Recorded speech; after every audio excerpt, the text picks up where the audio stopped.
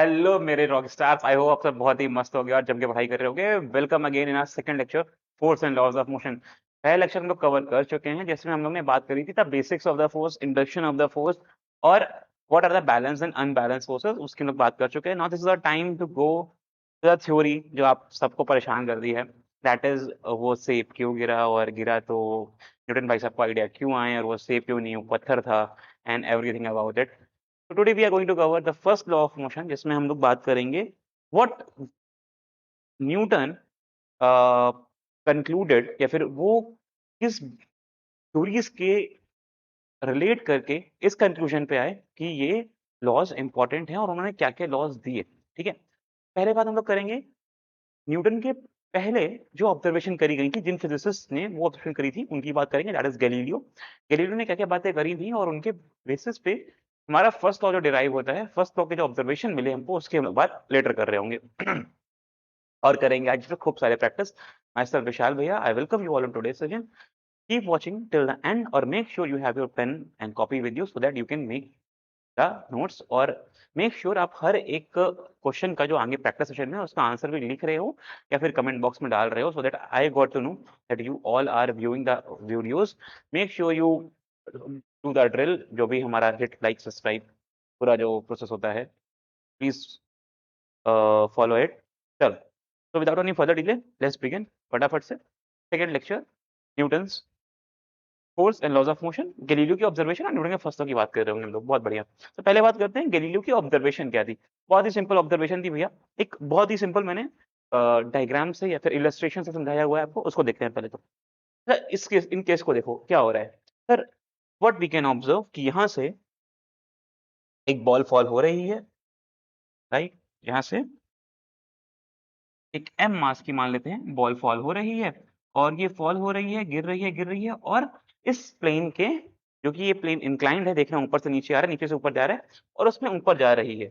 अच्छा, गैलीलियो की ऑब्जर्वेशन क्या थी कि जिस भी हाइट से हम लोग इस बॉल को फेंकेंगे, ये उस हाइट को रीच करेगी।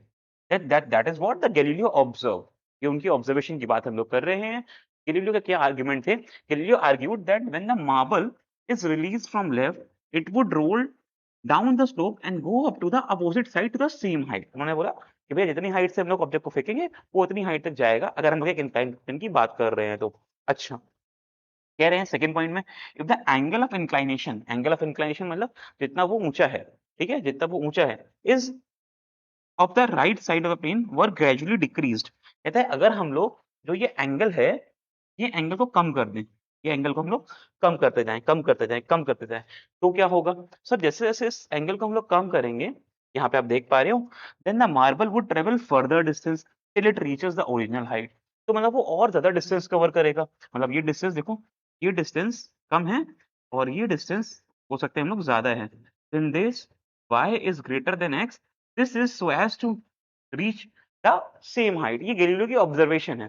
अभी हम लोग सोचेंगे कि ये सही है कि नहीं है, that is the other point. Let's first discuss Galileo ने क्या सोचा, जिसके बेसिस पे न्यूटन ने अपनी फर्स्ट लॉ की थ्योरी पूरी की पूरी लिखी और समझाई, और उसको फिर बाद में प्रूव करा। ठीक है, पहले गैलीलियो की ऑब्जर्वेशन देखते हो। गैलीलियो बहुत बड़ा रोल प्ले कर रहे हैं इस फर्स्ट लॉ के लिए। कि आपके लिए देखो ये बहुत ज्यादा इंपॉर्टेंट नहीं है, बट टू मेक श्योर कि आपके लिए आइडिया रिलेटेबल हो, कि आप न्यूटन भाई को गाली ना दो कि भैया न्यूटन भैया आपने ऐसा ऐसा करा, इसके लिए हमें पढ़ना पड़ रहा है, तो यू आर लाइबल। आप दोनों को दो, तो not only Newton, take Galileo into consideration है और दोनों को आप पकड़ो। ठीक है, बहुत बढ़िया। It reaches the original height, बहुत सही। चलते हैं आगे। कब तक जाएगी? जब तक वो सेम हाइट को रीच नहीं कर रही है। सर सिंपल है, गैलीलियो भाई साहब ने बोला कि यहाँ से ऑब्जेक्ट गिर रहा है, सेम हाइट तक जा रहा है, अगर हम लोग एंगल ऑफ इंक्लिनेशन डिक्रीज करेंगे, it will reach somewhat farther, it has to travel somewhat farther distance until it reaches the same height। यहाँ पे y की वैल्यू x से ज्यादा हो गई, सिंपल। ठीक है भाई, थर्ड पॉइंट देखते हैं। ये थर्ड पॉइंट हमारा कह रहा है, if the right side of plane were ultimately made horizontal, this is the slope is reduced to zero, that is this case. When the slope is made to zero, the marble would continue to travel forever trying to reach the same height till it was reached। भाई ये क्या logic समझ आ रहा है? यार वो चलता रहेगा, चलता रहेगा, चलता रहेगा, कोशिश ये रहेगी कि वो चलता रहे जब तक वो सेम हाइट अचीव नहीं कर लेता। और यार ये कैसे हाइट अचीव करेगा यार? ये तो प्लेन ही ऐसा है यार, यहाँ से बॉल गिर रही है और आगे की तरफ जा रही है, it is not going to repeat the same height anyway तो ये चलता रहेगा, ऐसा उन्होंने बोला। जैसे यहाँ पे देखो और हाइट कम करी तो और दूर तक जा रहा है, अब हाइट 0 ही कर दी, मतलब एंगल ऑफ इंक्लिनेशन 0 ही कर दिया, तो ये चलता रहेगा। ये किसने बोला? गिलीव ने बोला। अभी आप देखो फंसोगे, अभी आप पकड़ोगे क्या गलती है, आप भी पकड़ लोगे। It thus suggested that an unbalanced force is required to change the motion of a marble, but no net force is needed to sustain the uniform motion of a marble. जरा ये थोड़ी गहरी बात है, समझना। कह रहे हैं it thus suggested that unbalanced force is required to change the motion. कह रहा है एक unbalanced force चाहिए जिससे मोशन चेंज हो सके, but no net force is needed to sustain the uniform motion. हमें लगातार फोर्स नहीं लगाना अगर हमको यूनिफॉर्म मोशन बनाए रखना है तो। लेकिन आपको पता है कि रियलिटी में ऐसा एग्जिस्ट नहीं होता है। क्यों नहीं होता है उसकी बात करते हैं हम लोग। देखो आपने ये केस देखे कि भाई सेम हाइट तक वो जाने की कोशिश करेगा, जिस हाइट से वो छोड़ा गया है, ये चिल्ड्रन की ऑब्जर्वेशन थी, और इस केस में वो चलता ही जाएगा, चलता ही जाएगा, चलता ही जाएगा, जब तक वो सेम हाइट अचीव नहीं कर लेगा, अचीव नहीं कर पाएगा, तो चलता ही जाएगा। ऐसा बोला गलीलियो भाई साहब ने, ठीक है। But in reality the marble stops after travelling some distance, we know, and we know why also. We know that there is something which opposes the motion of the marble, and after a while it will stop traveling or its final velocity will become 0.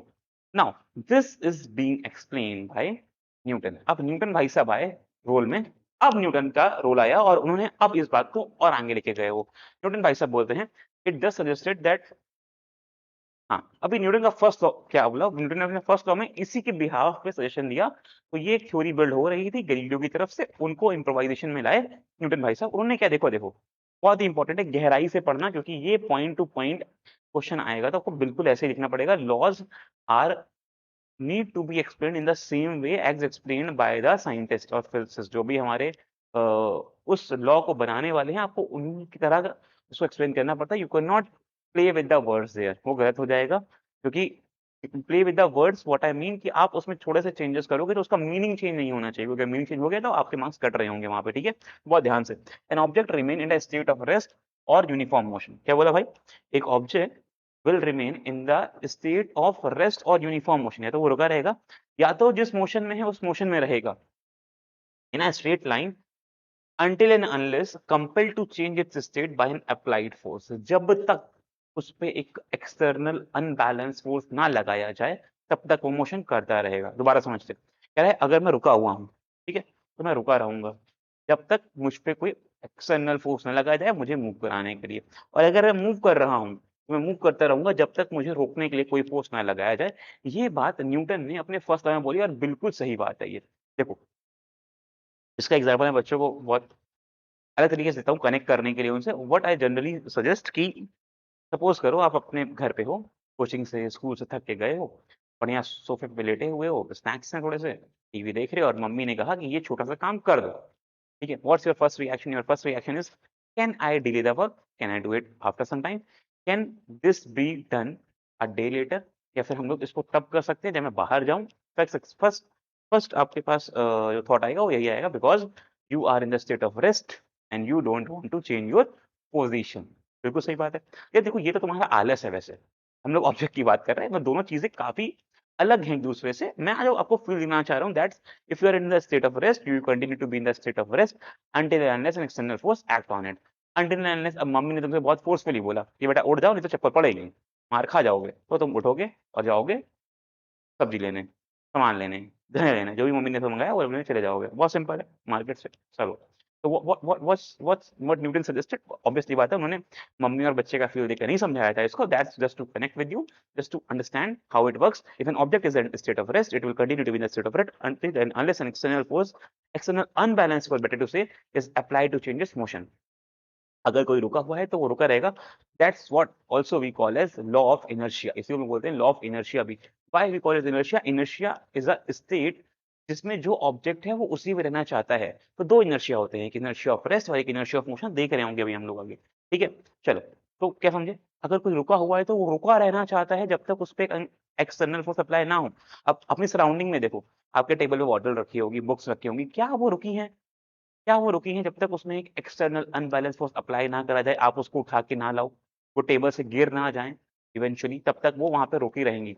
until and unless an external force is applied, if the object is in motion, if a ball is rolling it will continue to roll until friction opposes the motion।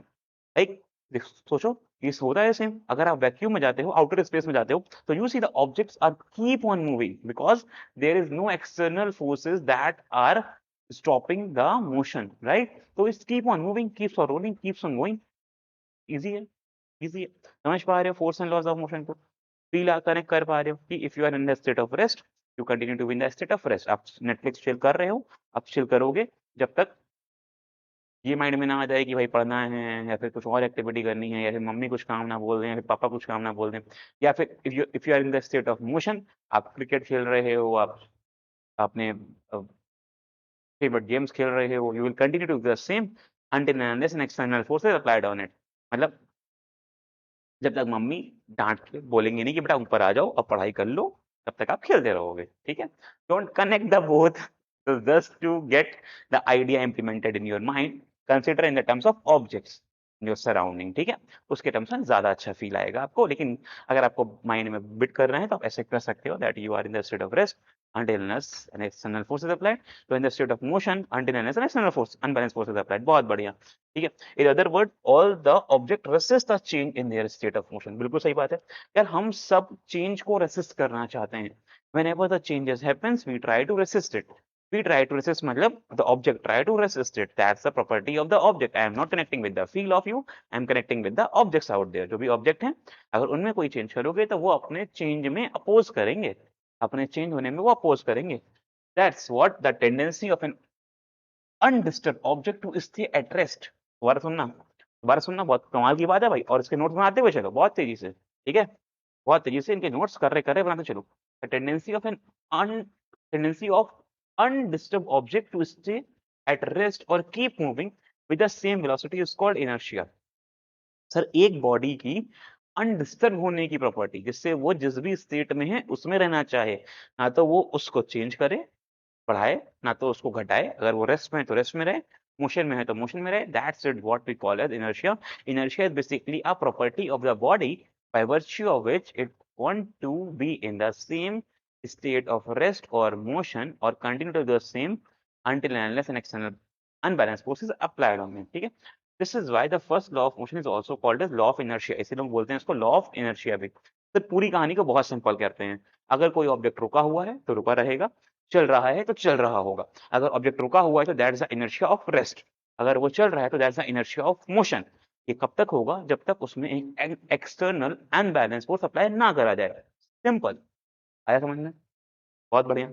आ रहा है सारे चिंटू मिंटू पिंटू मेरे? आ रहा है भाई? That is why this is also called as a law of inertia. बहुत बढ़िया, चलते हैं आगे, ठीक है? Okay, what you can see here, देखो, see this impact, see this impact, this toy you can see, he is moving a skateboard, but because the skateboard is in motion and you can see the block, ये पत्थर पड़ा हुआ था जिसकी वजह से ये तो रेस्ट में आया, लेकिन ये भाई साहब मोशन में तो गिर गए। देखो, एक एक्सटर्नल अनबैलेंस फोर्स अप्लाई करा है इसने, लेकिन भाई साहब ये बैलेंस नहीं बना पाए तो लुढ़क गए। आप ऐसे देखते हो, बहुत सारे एग्जाम्पल देखते हो आप। इस फर्स्ट ब्लॉक के बथेरे एग्जाम्पल हैं, बथेरे। देखो कुछ और, ये देखो, देखो क्या ये आपने देखा भी होगा, कहीं ना कहीं पक्का देखा होगा किसी न किसी शॉर्ट वीडियो में, रील्स में, एक्सपेरिमेंट करते हुए किसी को, या फिर आप यहाँ पे देख लो, ठीक है? Consider me doing this experiment. Now what's happening, we have balls which are placed over a cardboard और कार्डबोर्ड्स आर ओवर ग्लासेस, ठीक है? अभी क्या करा मैंने इनर्शिया ऑफ रेस्ट से कार्डबोर्ड को इनर्शिया ऑफ मोशन पे लाया, मैंने उसको हटाया। लेकिन जो ऊपर बॉल्स थी, they all are at rest, they want to be at state of rest, क्योंकि मैंने फोर्स जो अप्लाई करा है वो कार्डबोर्ड पे करा है। Because they are at rest, you can see they are not going with it but still falling inside the glasses. You can observe, यहाँ पर उन्होंने कार्डबोर्ड का धक्का दिया, जो balls they are going inside, they are dropping inside the glasses, ठीक है? ये बहुत एक फाइन एग्जांपल है।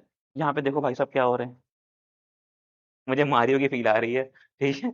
मारियो बाइक पहली बार देखा मैंने, लेकिन you can see the Mario is going forward, right?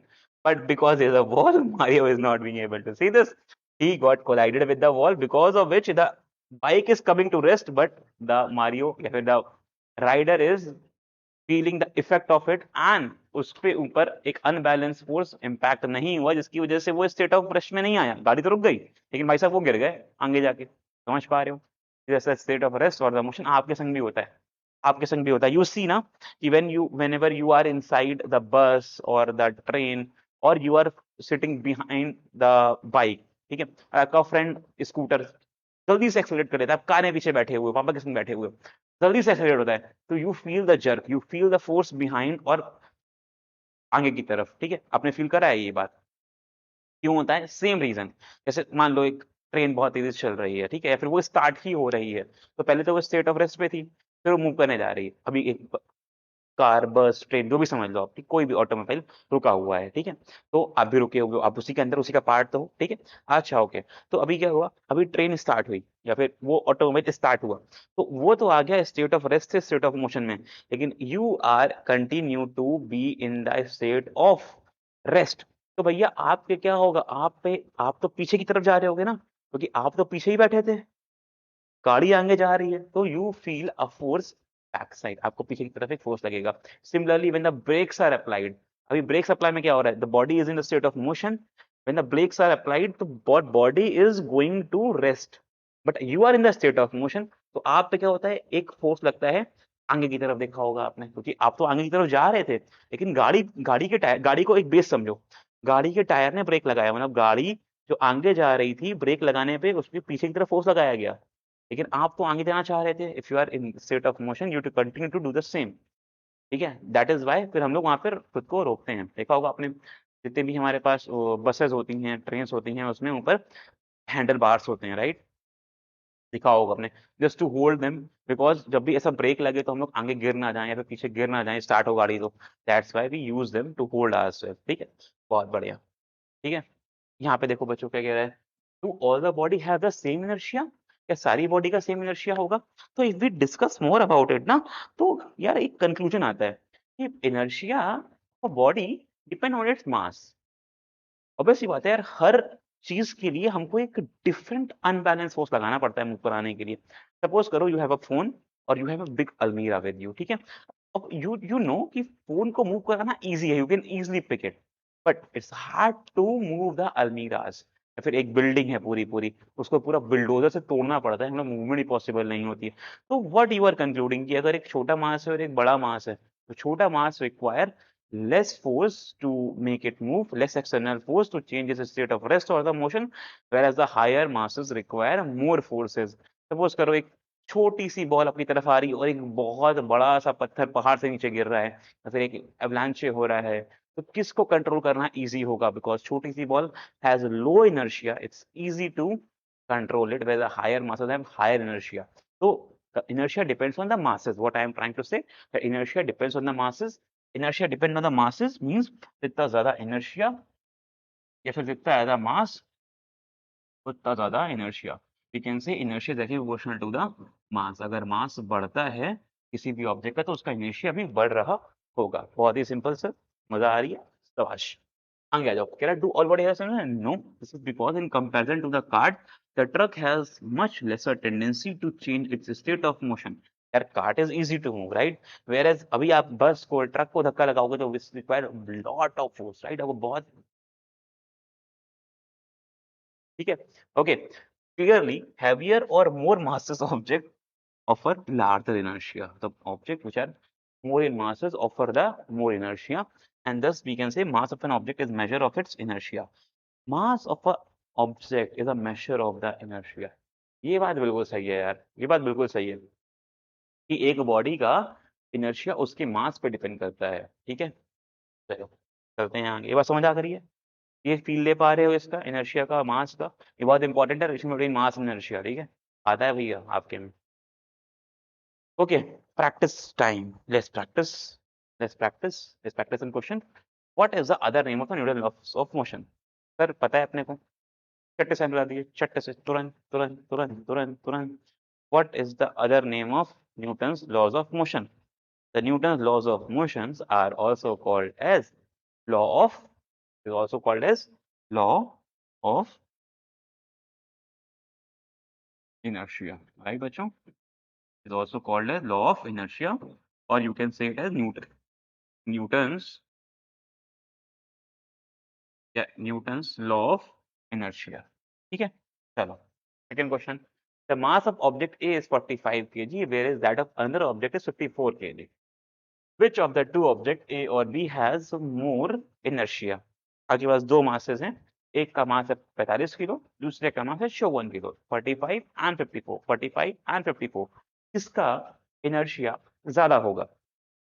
दो masses 45, 54, किसका inertia ज्यादा होगा? बहुत ही सिंपल क्वेश्चन है आपसे, तो ये बता दिया होगा आंसर अभी तक तो। बहुत बढ़िया। Obviously, the higher masses will show more inertia. So inertia of B, now inertia of B is greater than inertia of A. ठीक है, क्योंकि B का मास 54 है, जितना ज्यादा मास उतना ज्यादा inertia, क्योंकि वो अपनी बॉडी में चेंजेस को ज्यादा रेसिस्ट करेगा। Heavier masses resist more in order to change its state of rest or state of motion. Simple है, जितना ज्यादा मास होगा उतना ज्यादा रेसिस्टेंस होगा, उतना ज्यादा वो अपोज कर रहा होगा अपने पोजीशन में चेंजेस को। बहुत ही बढ़िया। Let's move to the next question, that is fill in the blanks. करते हैं जल्दी से, हमारे पास कुछ फिल इन द ब्लैंक्स है, रीड देम बच्चों, और फिर सॉल्व करते हैं इसको। First blank says dash is a measure of inertia of a body. The dash is a measure of inertia of body. जिस अभी भी करा हम लोगों ने, mass is the measure of the inertia of the body. What is it, sir? It's mass. It's mass. Very good. Second question says, when a running car stops suddenly, the passengers are jerked.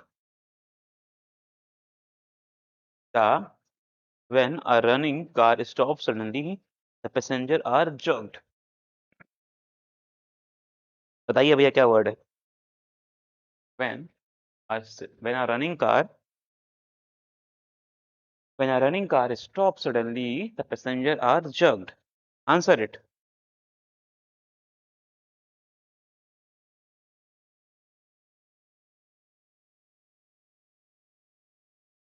करो भैया, जल्दी जल्दी करो।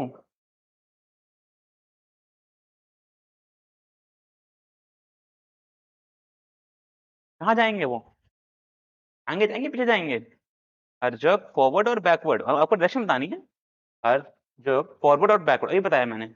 अभी एक car चल रही है, ठीक है, और वो स्टॉप हुई है। स्टॉप सडनली, सर स्टॉप होने का मतलब फोर्स किधर लगा होगा? पीछे लगे होंगे सर, ब्रेक्स पीछे फोर्स लगाते हैं, गाड़ी के मोशन क्या है वही डायरेक्शन में।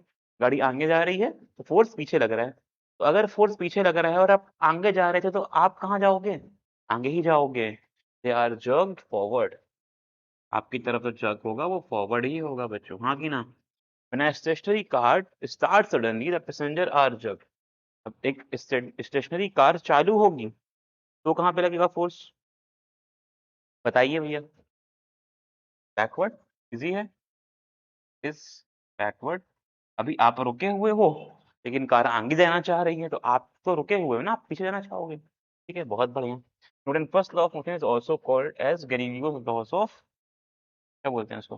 Galileo's laws of motion.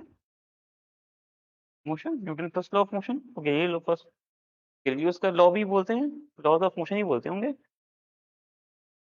ठीक है, चलो मैं इसको कंफर्म करता हूँ। If there were no unbalance force of dash and dash resistance, a moving bicycle would go on moving forever. कह रहा है if there will be no unbalance force of friction and no air resistance, दो force हटा दो। Friction एक तरह का air resistance ही होता है, ठीक है, एक फ्रिक्शन हटा दो बच्चे और एक एयर रेसिस्टेंस हटा दो। अगर आपने ये दो फोर्स हटा दिए तो the bicycle will continue to move, and this is true for every automobile, कि अगर वो रेस्ट या फिर अगर वो चल रहा है तो वो चलता ही जाएगा जब तक उसमें एक्सटर्नल फोर्स अप्लाई ना हो। एक्सटर्नल फोर्स कौन कौन से हैं सर? एक एयर रेसिस्टेंस जो एयर रोक रही होती है, और friction between the tyres and the जो हमारे टायर सर्फेस के बीच में होता है और चेन्स के बीच में जो फ्रिक्शन होता है, उसकी वजह से रुक जाती है वो। ठीक है, नाउ ये सारे क्वेश्चंस आ गए बच्चा आपको, तो आगे चले हम लोग जल्दी से।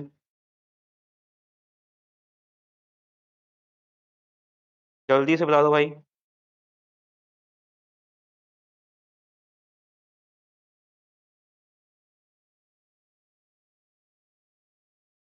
बोलो बोलो।